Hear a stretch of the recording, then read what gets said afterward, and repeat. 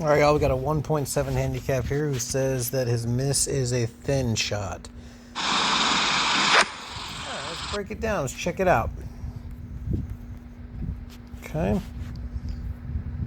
Again, we have another right hand that's not really involved the way I'd like it to be. Kind of just laying there kind of loosely. I'd love to see that right hand maybe up on top a hair more, and then again, just more pressure there on that thumb through the grip. Um, let's check this out going back. Okay, club is really shut there. And not a ton of turn. I would love to see some more rotation here with the lower body, kind of getting that right hip, like if I was grabbing your belt loop right here, and just get it behind you and get it turning, just to create some room going back and a little bit more connection. Kind of whip those arms a little bit behind you. Club face is really closed, and again, this is like the third video now out of 5 where a little bit of kind of in and then a little float over the top. All right, and so we really got to kind of change the sequencing here. You're actually almost throwing your hands away from you as your body starts to come down, and when we do that, we're already starting to dump these angles, right? We're already starting to get rid of these angles. Look at how big of a space we have here between right shoulder and the shaft. And those hands are, the angles are just dumped. They're gone, right? And so it makes sense if you say you hit it thin, because we need this shaft to be, these hands need to be here when the shaft looks like that, right? And so by the time we get to the ball, we actually have negative shaft lean. And then just to save it, you're just pulling this left arm, pulling as hard as you can.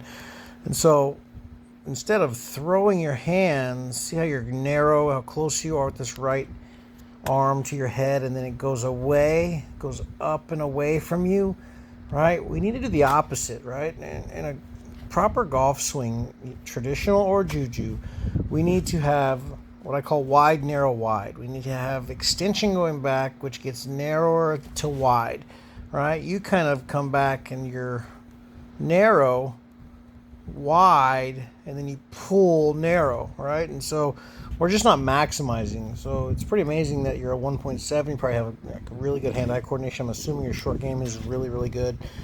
And so we got to get these hands to not go close to far.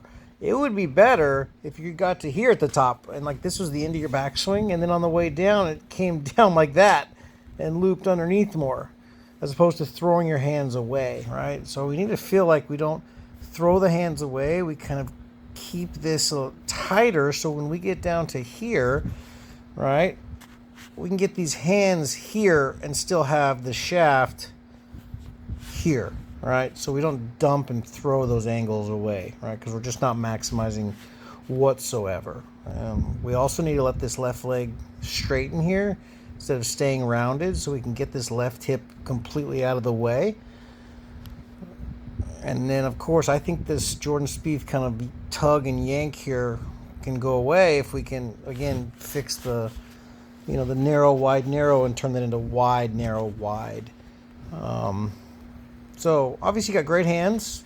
You have good rhythm in your swing, which is mandatory when we kind of throw our hands away like that. I'm sure you feel like you're not maximizing distance. You probably feel like you're a club or a club and a half shorter than you should be. But these things are fixable, right? I mean, this again, I call this kind of like a window to the soul here, where you can see right through there because this right elbow is just not, it's just not leading, right? And that's again from you at the top, just throwing these hands away from you, right? Dumping that angle almost immediately. So to practice, what I would do is I would practice getting some more space at the top, get these hands a little higher, right? Feel like that's actually your end game here, where you have a little space. Get your hands, like I said, a little bit more over your right shoulder than behind you. Make sure we turn a little bit more going back so this right leg can straighten a bit and get out of the way. And then I want you to practice literally from the top, coming right down to your right knee and just stopping. And then verifying, did I get to this position here with my hands being here instead of back here?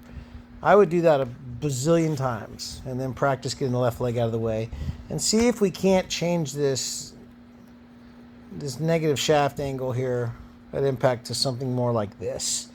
Remember, get that left leg out of the way. So that's the changes I think you need to make to go to the next level. Good luck and have a great day.